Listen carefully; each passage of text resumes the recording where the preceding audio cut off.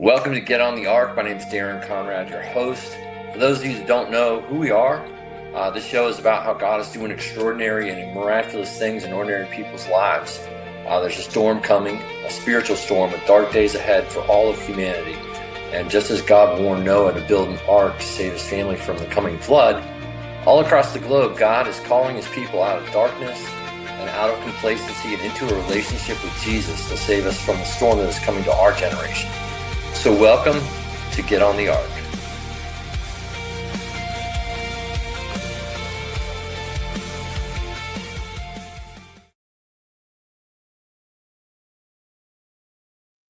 Well, I'm so honored, excited, and blessed to have our guest today. He's been telling stories his entire life. He's a filmmaker with an uncanny ability to tell stories that connect with audiences' hearts. And he has a passion to tell stories of hope, life, and redemption. In addition to the genre-bending docudrama The Enemy Within, he's directed the acclaimed No Limbs, No Limits, The Trump I Know, Selection Code, State of Denial, Arizona, and the Reawakening series. He's won 14 Telly Awards for his scripted and documentary work, as well as multiple directing awards from film festivals all across the country. And I'm excited to have Matt there. And Matt, your new movie, Can You Hear Me Now? And it's a provocative documentary featuring one of Charlie Kirk's final interviews. You were last to interview him like just a couple weeks before his death, September 10th of 25. And you're investigating the modern prophets and who claim to hear divine messages shaping our political and cultural destiny. I'm excited about this movie. So welcome, Matt. Well, thank you, Darren, and I appreciate coming on, and I really am honored to be here and excited to talk to your audience and get to know them a little bit, and for them to get to know me. Yeah. So, you've been following Jesus your whole life, and your plan wasn't to be a documentary film guy. No. And but in fact, you admitted you never wanted to make documentaries, that you make them because you believe God told you to. So let's start with that. And how did that journey begin? Well, so I knew I wanted to be in movies. I remember back, in the 80s, my mom and dad would always take us to see the Disney films when they were, like they would re-release the Disney films. If anybody remembers, like they would, Peter Pan would be released on the big screen or whatever in the summertime, or Cinderella or Jungle Book or whatever. And so we would always go and see those. And then when Disney kind of re-engaged in animation, with The Little Mermaid and Beauty and the Beast, got really excited about that. Always just loved animation. And I remember going and seeing Aladdin, and Aladdin just blew my mind. I was 13 years old, just hit my mind. I loved that movie. I went and saw it 3 times in the theater. And I remember sitting there at the end, and all of a sudden the credits are rolling. And all of a sudden my 13-year-old brain connected with the fact that these were the names of adults, and they were getting paid to do this, to make this film. And I was like, oh my gosh, like this is something you could get paid for. I want to do this, so I had always drawn, like, I'd drawn since I was 2 years old, and loved cartoons and drawing Garfield and all this other stuff. And I just started applying myself towards, kind of that Disney style of hand-drawn animation. And I couldn't tell you this, and I got pretty good at it. And I couldn't tell you this at the time, right? But now looking back, what I realized was that I wasn't really interested in animation so much because animation and making the characters move. Let's just put it that way. Because animators are really actors, if you think about it, right? They're the chief actors. They're the ones that are breathing life into the characters, and that's what an actor does in a film. But what I was more attracted to was like, well, who are these characters and what's their backstory, and like what's the world that they live in, and kind of like that 30,000-foot view of the story. And what I realized now, looking back, is that God was already shaping me to be a director. And that's what a director is. A director is kind of that overarching, view of the entire film and the entire story, and leading a team of artists, towards a singular goal.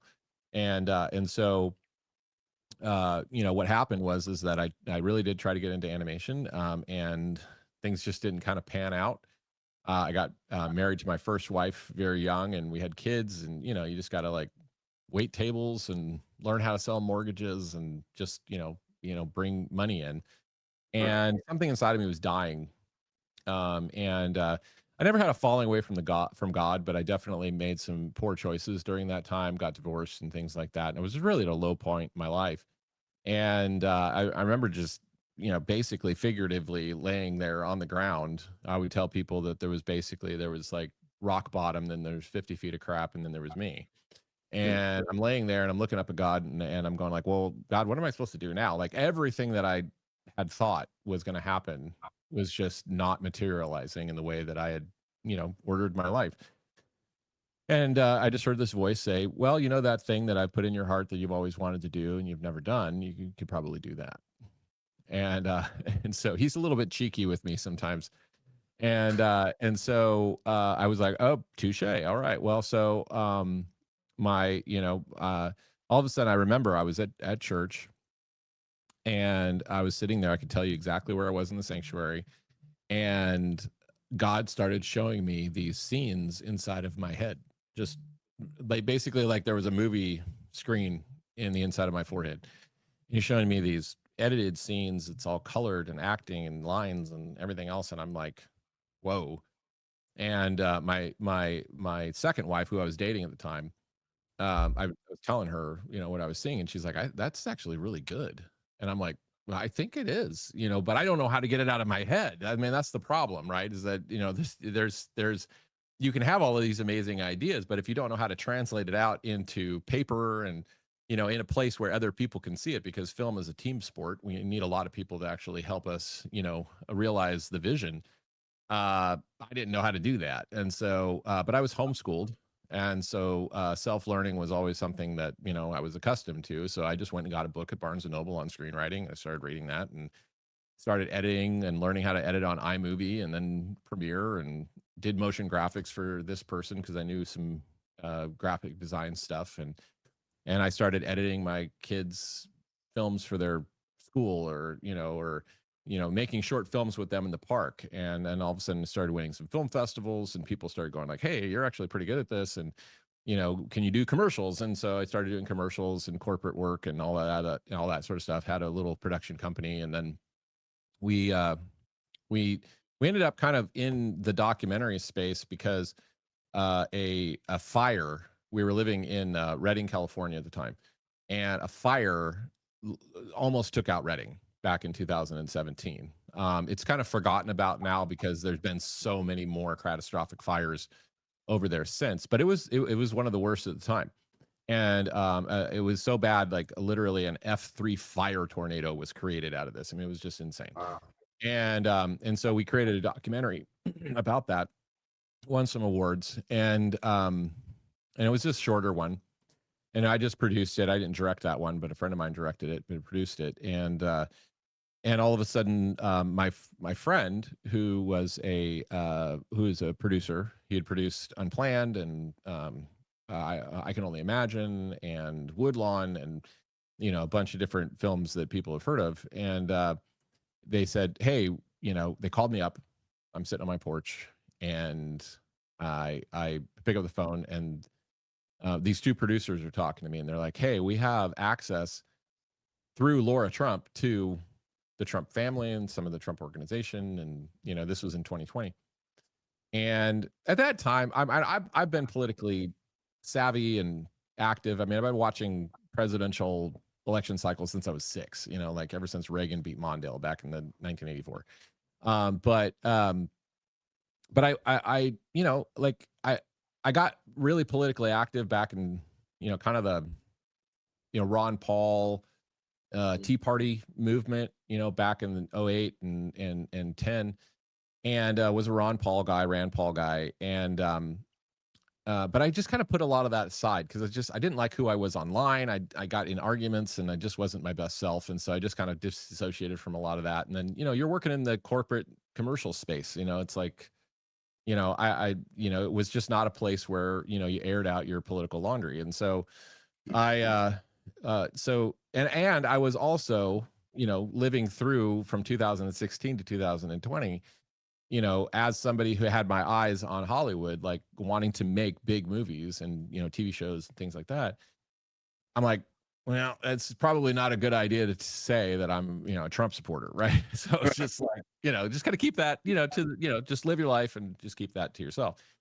So, my these two producers are on the phone and they're like, hey, this is my opportunity, like the opportunity I've been praying for. Never wanted to make documentaries. Like I actually made fun of documentaries years ago. And they're and I found out that they're actually really hard to do. But they asked me to do this documentary about Trump, my first feature length film. And I'm thinking to myself, wow, that's drawing a line in the sand. Like I could potentially be blackballed forever by Hollywood as somebody who made a positive documentary about Trump, right? And in that moment, it was like a split second. I felt like God lifted me up over my house high enough where I could see down the coast to Hollywood. And he's like highlighting Hollywood to me. And he's just like, why do you care what they think? And I was like, whoa, okay. And he turns my head and he looks over into the interior of America and he says, that's your audience. Get to know them. And so I said, yes. And that all happened like literally within a split second. And from that point on, now 6 years later, I've made 7 documentaries. So God just keeps opening up these doors. And I said yes to the documentaries because I'm like going, well, I knew we were in an information war. I knew we were in some sort of war where it's like narratives and getting the truth out or having at least an alternative opinion that the media wasn't, talking about or seemed to be obfuscating was important. So I was like, well, this is a skill set that God's given me. And so I felt kind of in a way like I was enlisting in the army, if that makes sense. I was like, you know what, I'm going to just go ahead and just lay aside, my perceived trajectory of, getting into scripted films and everything else and jump into this documentary thing. And I didn't know that I was going to be making 7 of them in the next 6 years. But yeah, that's kind of how I got into it. And I still have those dreams of doing, TV shows and scripted stuff and everything else. But it's interesting that, God had me do this. And then all of a sudden documentaries just explode. Like I have never met, when I say like I make documentaries, people are like, oh, I love documentaries. Like they're just like, like that didn't used to happen. Like people like 20 years ago, documentaries for nerds, they were for, people that just, I don't know, just, they nobody liked documentaries. Documentaries were, kind of like something that a subset of people enjoyed and most everybody just enjoyed, big movies or big TV shows. And now everybody just loves documentaries. So God knew what he was doing. And yeah, and so, led us up to this, project that we're talking about now, which is going to be released in September 10th. And it's going to be on Salem now. So you can go to canyouhearmenowfilm.com and you can sign up for newsletters. We're going to be doing a pre-release.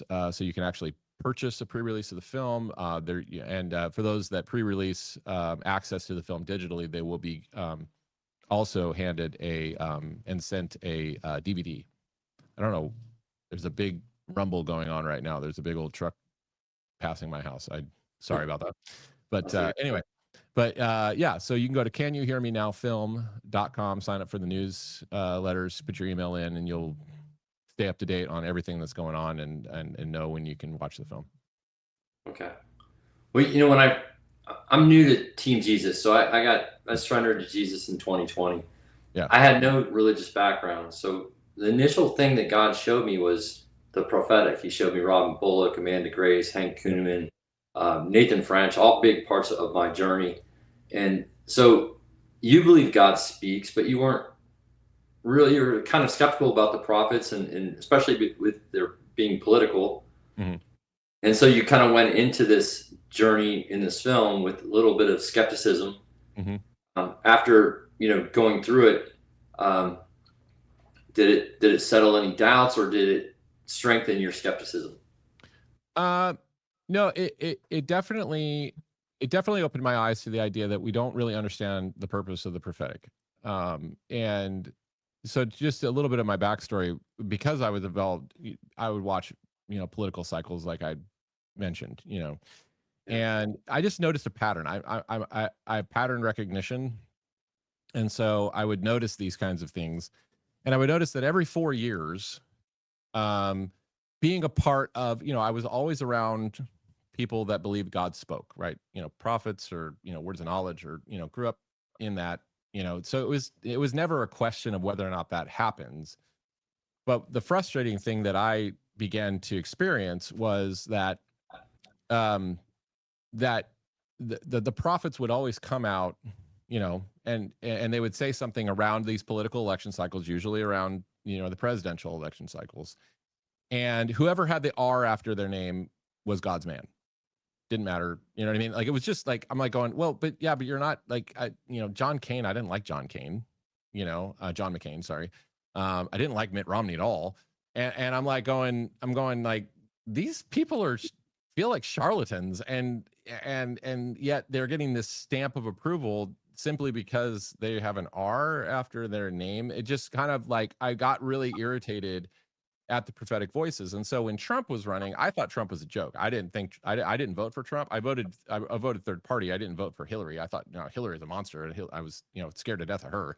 So when Trump won, I was glad, but I was kind of the opinion of a lot of people at that time, where it's like, well, we'll see how this goes, and then he started to govern, and he started doing a lot of the things that I had heard Ron Paul say we needed, like a strong executive that was able to reverse some of these executive orders, and that Rand Paul was talking about, and things like that. That I started to realize that they couldn't have done it, because Trump is, he knows how to play the game. And so I started kind of like recognizing, again, pattern recognition. I started recognizing a few things, and I was like going, wow, I think this guy's really the real deal. So, my frustration with the prophetic was that it felt kind of Johnny come lately to some of these conversations, almost kind of like you're saying you're a football fan, but you only ever watch the Super Bowl. You know what I mean? Kind of a thing. You know what I mean? And they weren't engaging enough in political thought.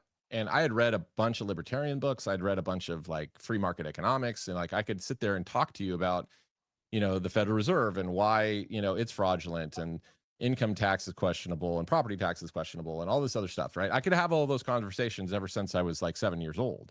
But so it's frustrating for me when these people that are hearing from the Lord aren't really engaged in the knowledge base, to really provide the direction that I felt like was required. And so what I realized in making this film, well, was, for one, this is the first project I've narrated. I've never narrated any of my documentaries. I've always just stayed behind the camera and let the people in front of the camera tell the story, and then editing it together to make it entertaining.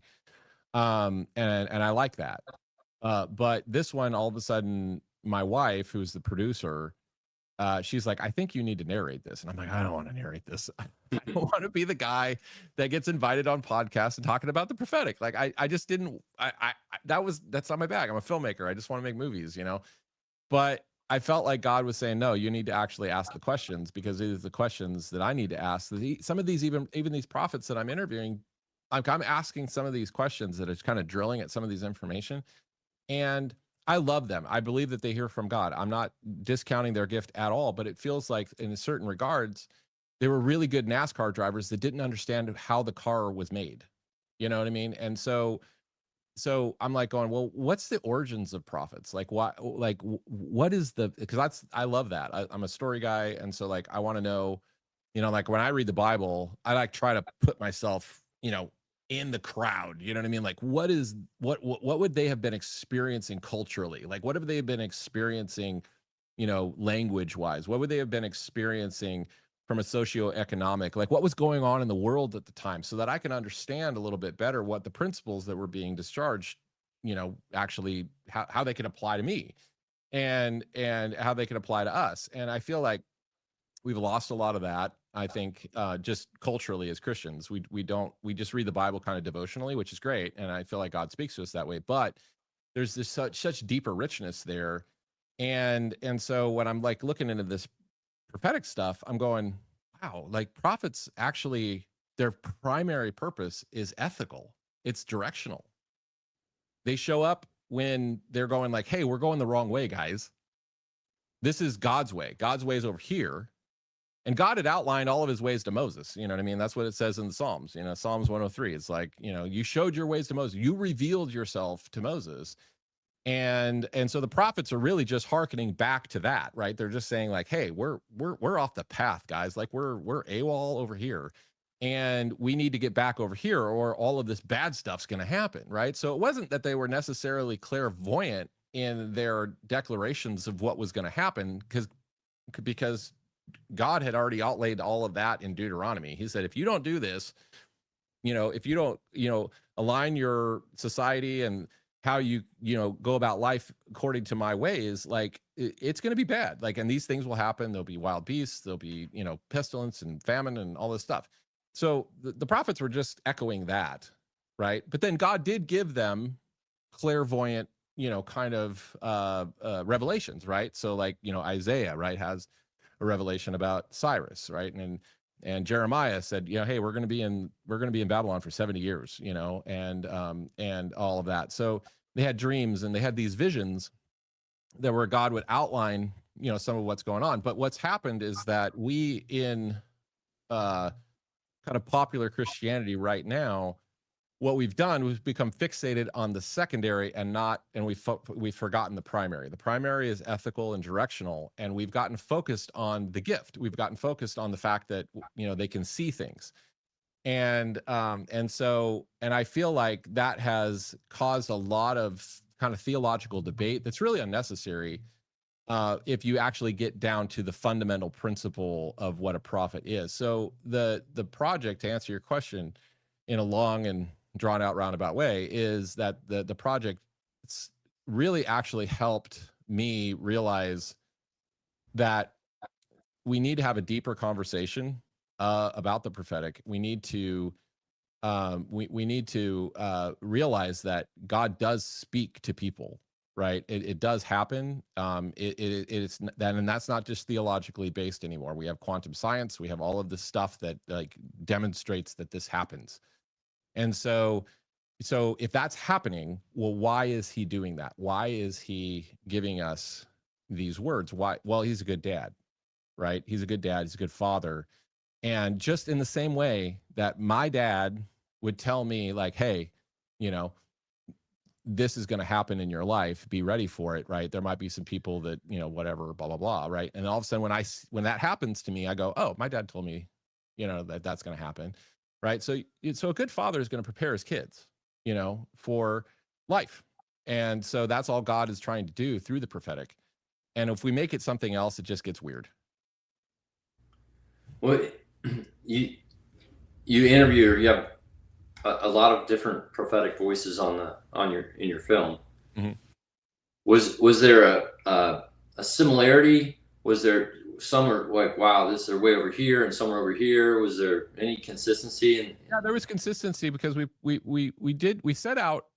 The impetus of the project was to set out to talk to the prophets that had kind of stuck by Trump, right? So it's like there's 2020, there was this huge split in the prophetic, right? Because there was people like, I mean, as somebody who had paid attention to this, 2016 and 2020 were anomalies. Like those of you that are just coming on board to the whole idea that God speaks and Christian and prophetic and all this other stuff, it was not normal to have that many words about a presidential candidate. Like you would hear one or two, you know what I mean? Like it was like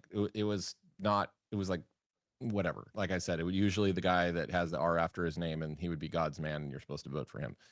But other than that was it. But I mean, for the amount of words on Donald Trump and 2020, like all of these words that he's going to win, he's going to be able to landslide, all this stuff.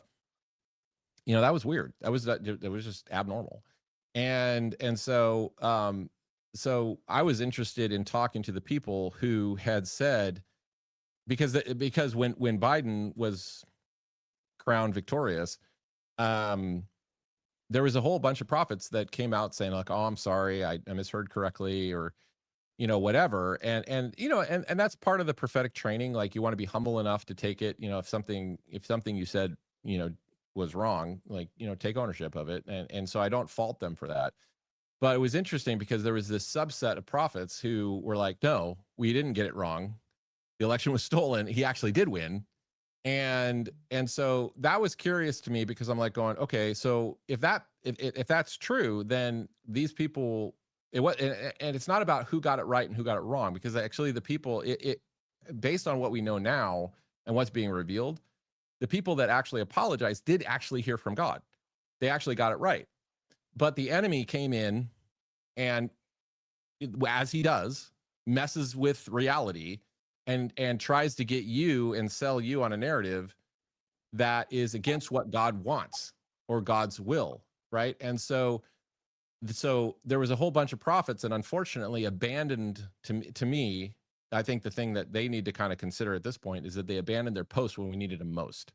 We needed people to stand there and say, "No, this is a fraud," and actually realize that they were being called, like Jeremiah and Isaiah, because Jeremiah and Isaiah were persecuted for being false prophets.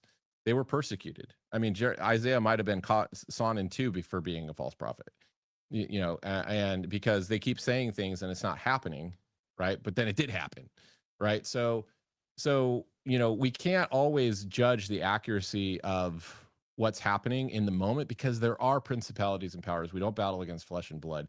There are beings that are trying to twist your view on reality, and they've been doing that since the Garden of Eden. So the fact that we've got to get smarter, like Jesus said, we got to be gentle as doves but wise as serpents. Like, we actually have to get smarter about this and realize that sometimes reality is positioned by these principalities and powers to come completely directly against the will of God. And you, as a human being that have dominion over the earth, how you perceive things is what materializes. And so we have to be that's why prophets, I think, are so important. And this whole fracture that happened in 2020 in the prophetic was really interesting to me. So we interviewed Johnny and Amanda and Nathan and Johnny Enlow, Amanda Grace, who you had on your show, Nathan French, that you mentioned, Andrew Whalen. And so I was curious, going like, okay, so what made you stick with this? Like, what was going on here? Like, why did you stick with this when everybody else was saying, nah, and so that's part of the film. We discussed a little bit of that as a part of the film. So there was kind of a through line there, purposefully, because I was purposefully interviewing people that had said, no, I know I heard from the Lord, and I'm not going to abandon what I heard from the Lord just because the media says that it wasn't true. Yes. So you in the film, you make a deliberate choice not to hand the audience a verdict. Mm-hmm. In a culture, we want answers. Right. We want certainty, right? Yeah. So why leave the biggest question open? Well, because, for one, I don't like filmmakers that do that. Okay. I really don't. I don't like, filmmakers, especially as stepping into the narrator role, like I mentioned. Like, I've never done that before. And I just never feel satisfied when people like lead me by the nose to a conclusion. Like, I don't think that honors the audience. And the way that I make film is that it's the glory of God to conceal a matter, and it's the glory of kings to seek it out. Right. So my job as a filmmaker is not to necessarily drag you by the nose to a conclusion, but to get you to ask the questions that call forth the royalty within your own heart. Because see, that's what that verse is saying, right? Is that it's the glory of God to conceal a matter, and it's the glory of kings to seek it out.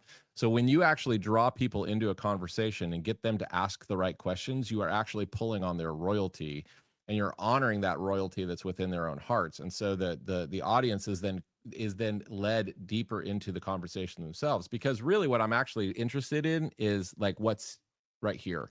I'm not interested in placing blame on on human beings or on institutions or anything like that. I'm more interested in getting you as the audience to be challenged yourself. Are you seeing the world the way that God is calling you to see it, or are you seeing the world based on the popular narrative, right? And that's an uncomfortable place to sit, and it's an uncomfortable place sometimes for a filmmaker to leave people.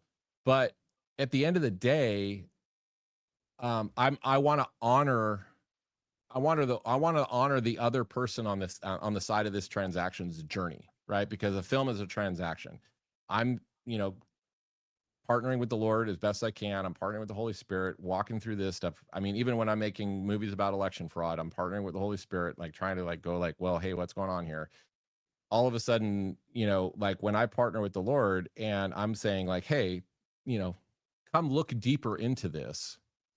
I'm actually trusting the audience, but I'm also trusting the Holy Spirit in that he's going to lead them to the conclusion that he wants, not mine. That makes sense? Yeah. Yeah. Well, for someone that's never encountered it, the prophetic movement, um, why is it important that maybe people take a look at it? Well, it's important because God says it's important. One, right? And people will say like, oh, there's not prophets today and all this other stuff. But the interesting thing is that Paul talks about prophets in his letters, and people will say, oh, well, like they'll get into all these semantics like, well, that was for the apostolic age and all this other stuff and everything else. And I just feel like that's actually, if I could be frank, I feel like it's an excuse to not take responsibility yourself. It's a more comfortable position to say like, oh, that doesn't exist anymore. But if it actually does exist and God is actually trying to talk to you, right, it's important to know, well, what's the point? What's the purpose? And in Ephesians 4, very clearly, Paul says, the victorious Christ, after he, beat down all of the principalities and powers that rule in the world and became king, he gave gifts to men. And those gifts were apostles, prophets, evangelists, teachers, and pastors. And so what I realized is that, the prophetic is a gift, right? So just in the same way that somebody might have a gift for argument and you'd be like, oh, you'd be a great lawyer, right? Or somebody has a gift for the medical field, right? Or I have a gift for filmmaking, right? So I have a gift for storytelling. Not everybody has that gift. Some people have a gift for artistry and drawing and all this other stuff, right? Well, that gift was given by Christ so that the saints, those that believe in him, those that are following after his ways, will be prepared for the work of service. And that work of service, if you actually drill down into the Greek, it actually means like the transformation of society. Like it actually means, discipling nations, like he says at the end of the Great Commission. He doesn't say go out and save everybody. He says go out and disciple nations, right? We're supposed to actually be about, bringing the ways of God to nations, which means that God is interested in government. God is interested in how society organizes itself so that humans can be thriving. And, I mean, it's all through Deuteronomy and Moses. Like it's all about God's heart that he wants to create the best environment possible for us to thrive and live. Even Jesus himself said, I came to give life and that more abundantly. Right. So to believe that God wouldn't be giving his direction to people, just in the same way that people could say, oh, I'm a like have a gift for teaching, or, there's just people I know that just like, man, they know how to bring up Jesus and evangelize people within 30 seconds of meeting somebody. Like that's not a gift that I have. I don't have that gift. But there are people that have a gift for the prophetic. They have a gift to hear from God. They might have a dream or something like that. That just means that they're just tuned that way. It doesn't mean that they're more special than us. It doesn't mean that we should be putting them on some sort of pedestal or venerating them above anybody else. It just means that we should be, when they say something, we should listen. We should listen and tune in. And like Paul said at the end of Thessalonians, he says, don't despise prophecies. Don't despise prophecies. Test all things. Hold on to that which is good, which means that there's going to be bad. And it's up to you to listen to that, tune into the Holy Spirit, and discern that which you should be listening to and keep what is good. Does that make sense? Yeah, yeah. Well, just a couple more questions. I want to ask you about Charlie. Yeah. So Charlie told you a word from a prophet. You should never be an excuse for inaction or apathy. Yep.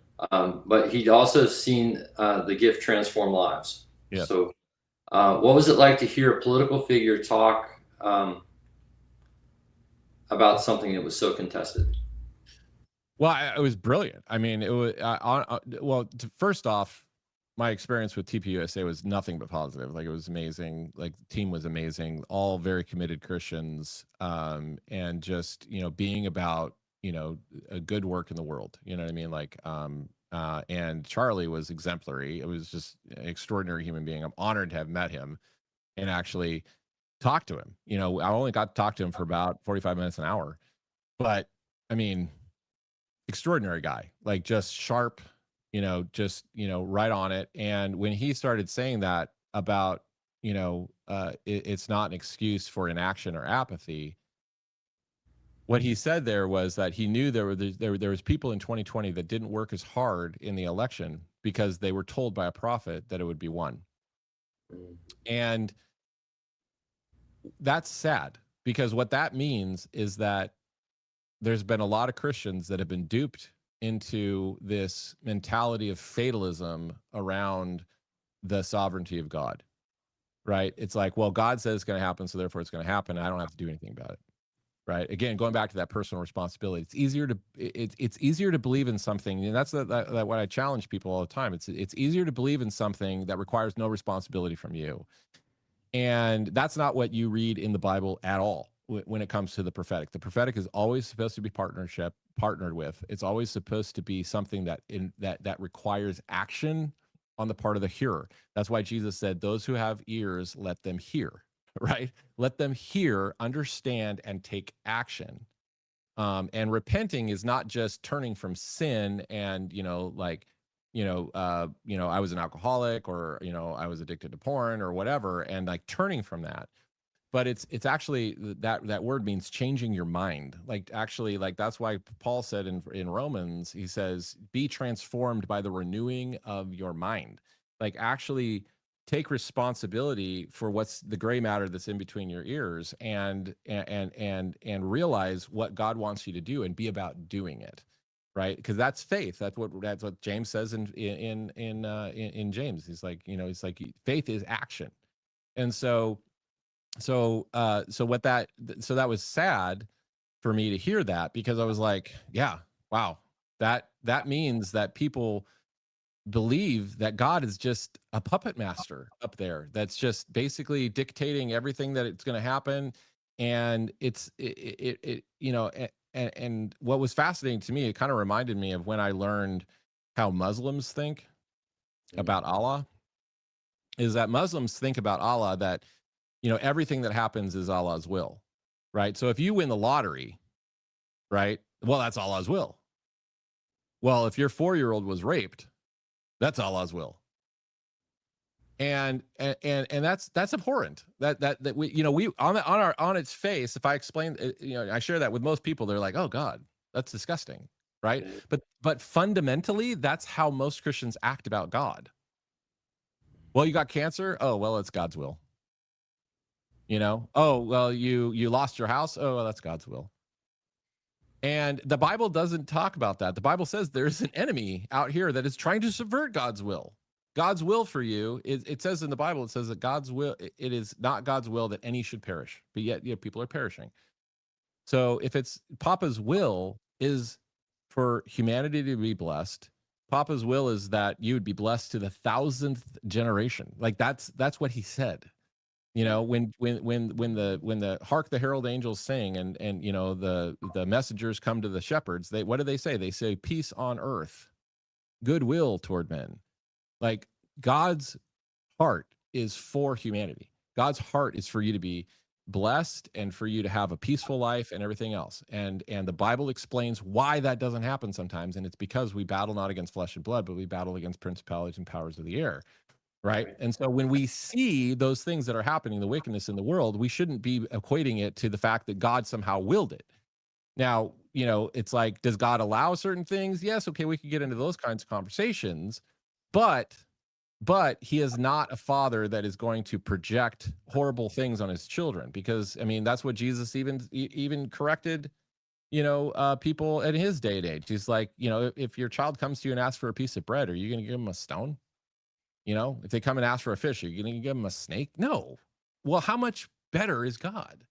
And Amen. so, this mentality that we have, this fatalistic mentality when it comes to the prophets, is getting in the way of us actually being a part of releasing the knowledge of the glory of God across the earth like the waters cover the sea. Like that's our charge. That's what we're supposed to be doing. We're supposed to be spreading the goodness of God. And when you believe that, and somebody challenges you with like, well, you know, how come my mom died? We prayed for her and it didn't happen. Nothing happened and everything else. And I'm like, you know what? I know that didn't happen, but it wasn't God's will. And Right. and people, that messes with a lot of Christians' minds. But that's what the Bible talks about, and that we are battling against a rebellious force of evil beings. But thankfully, Christ has already triumphed over them at the cross, Right. and we are now in the middle of a cleanup operation, getting rid of all of these, you know, these beings, and that's what we're supposed to do. And so, you know, so to hear Charlie say that, I was like, that's brilliant. And it was amazing to hear him say that. I because like I said, I mean, we didn't know. I mean, I'm sitting with the guy, he's alive. You know, I didn't know in 2 weeks he was gonna get shot. You know, like I'm just talking to him about the separation of church and state, and I'm talking about, Christians being more active in politics. I mean, and being involved in our government, and not just vacating, our responsibility to be at the table of our nation state, just because your pastor, it says that we're not supposed to be involved in politics. Like, that's the world, that's dirty, that's gross, that's all that other stuff.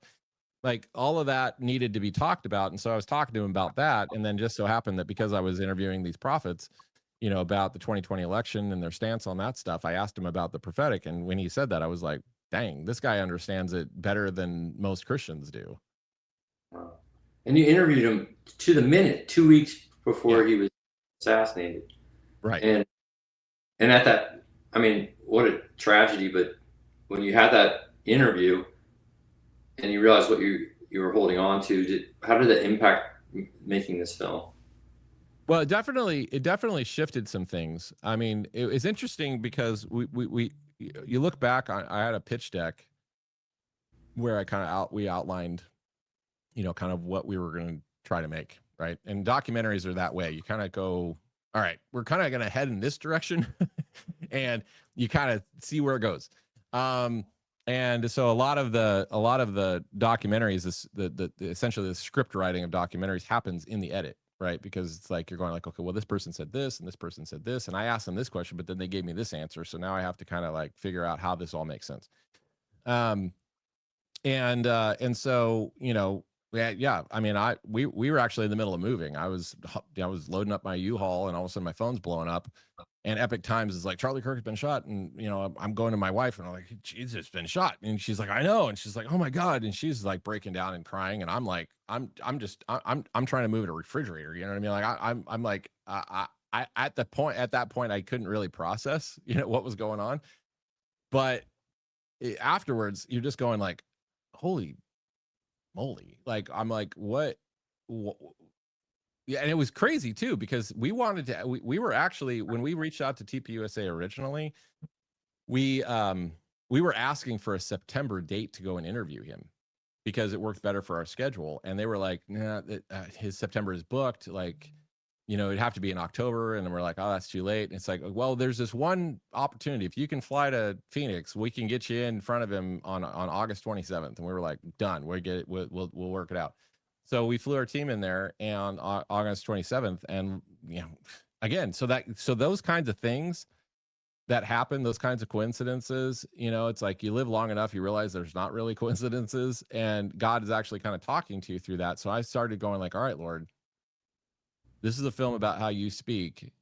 What are you saying right now? Like, what is it that you're saying? Why would I be why would I be handed one of the last interviews with Charlie Kirk? And then when all of a sudden his everybody's searching for him. Everybody's looking, the people are posting TikToks and Instagrams, and all of these people are saying like, I feel like I'm supposed to go to church. I feel like, like I'm being drawn to my husband's Bible. I don't even know anything about Jesus, like, what's God doing? You know what I mean? So I was asking that question a lot through this whole process. And the film that you're going to see released on September 10th is really I mean, it's like the seventh script. I'm like, it's like the seventh rendition of this documentary that finally worked, because that's what you do. You kind of just, you watch, you edit something, you watch it, and you're like, yeah, it's like not working. And you move stuff around and you watch it again, you're like, okay, it's a little bit better. And then, you just keep going in, these different iterations. And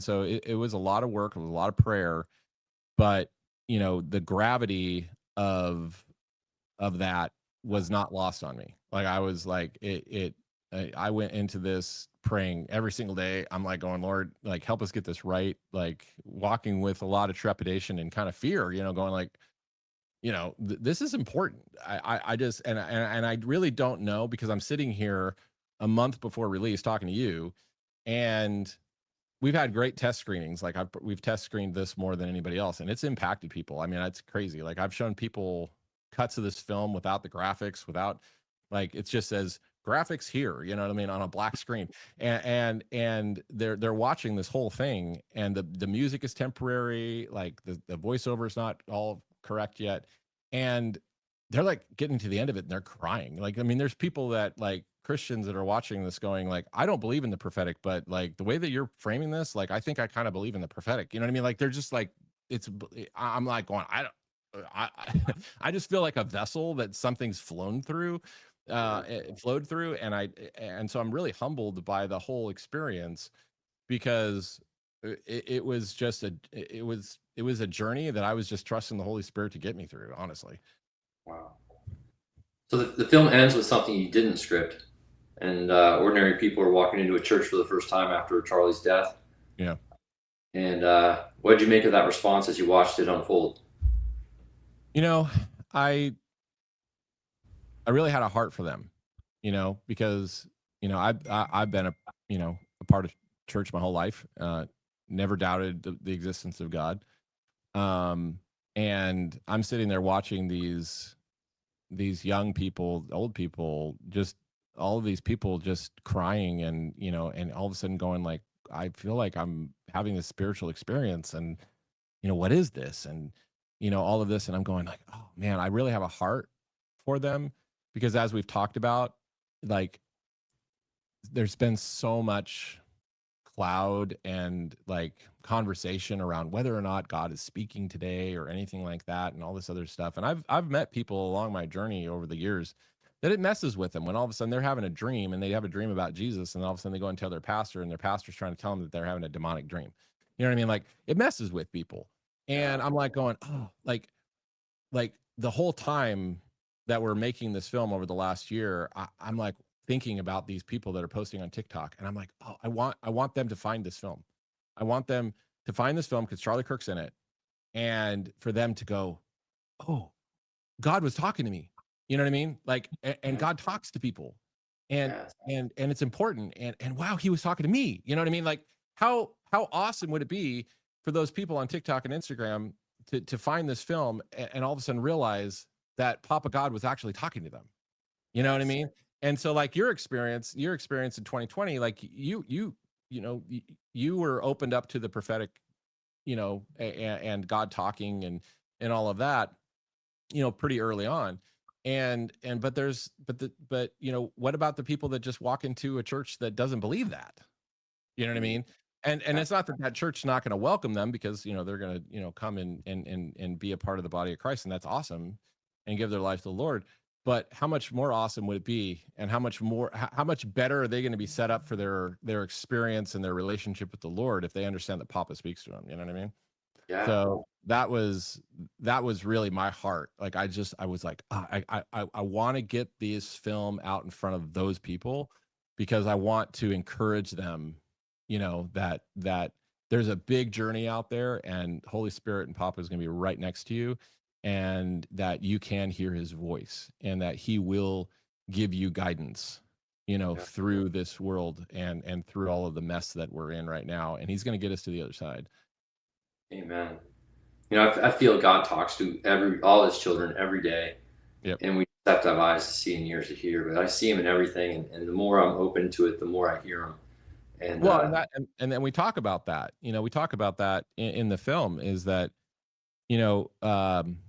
is that God's talking. It's kind of like a radio, right? Yeah. It's like right now. It's like the people that are watching this, maybe if they were watching it live, let's just say they were watching it live. I know this is being pre-recorded, but let's just say they were watching it live.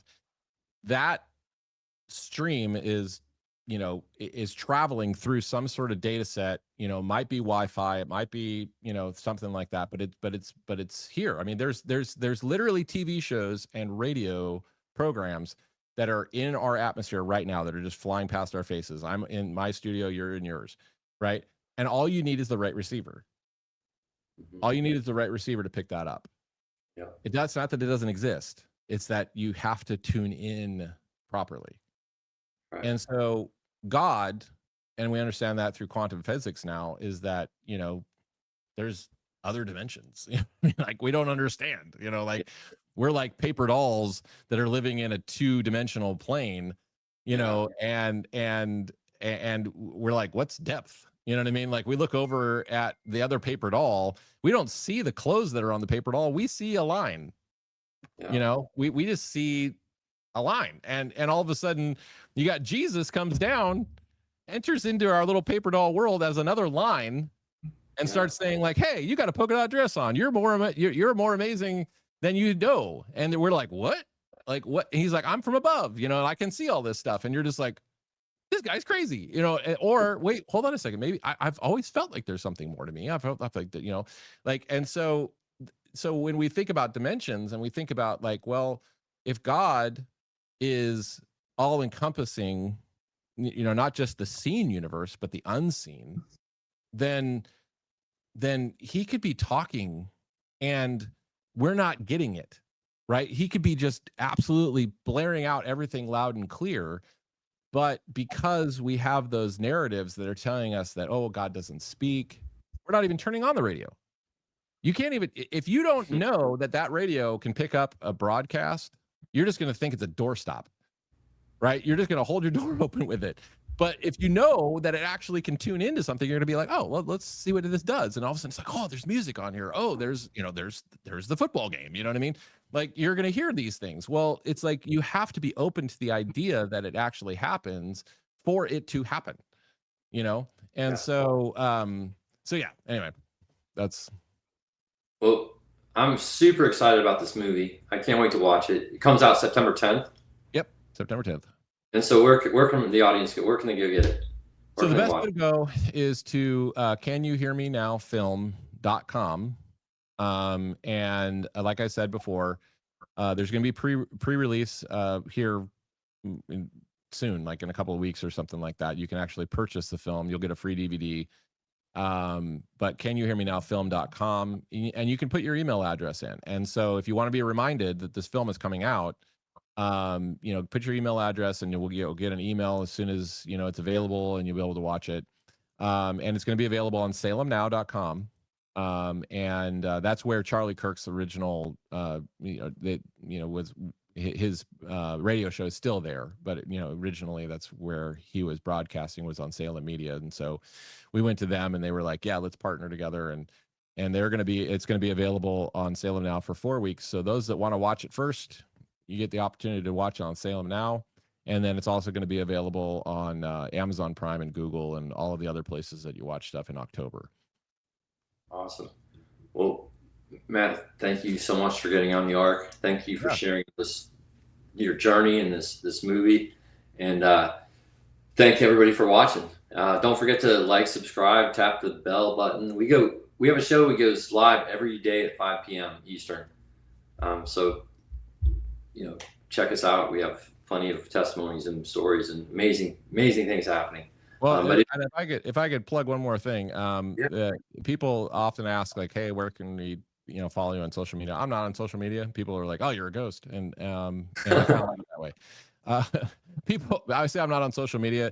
To some people, all of a sudden, I get this response like, "Oh, good for you, man." I remember back when I was working at Pizza Hut, and people would like, offer me weed or something like that. I'm like, "Oh, I don't smoke weed," and they're like, "Oh, good for you, man." And so it feels like that with social media now. People are like, "Oh, yeah, I want to get off this stuff," but I am on Substack, and so people can find articles that I'm writing, mostly about kind of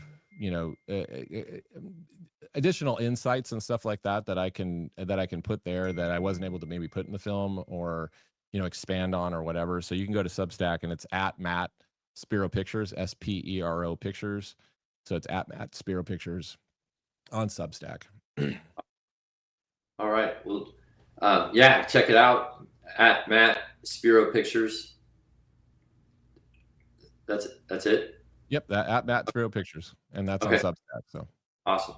And if you, after watching this, we're called to share about God, where we work, we live, where we play. So share this episode with somebody. Watch God do His work. And if you have a testimony or a message you'd like to share, go to our website, getontheark22.com, and sign up, because we'd like to share your story. So Matt, thanks again for being on the Ark. Thanks for watching Get on the Ark. And until next time, God bless you. See you later, guys. See ya.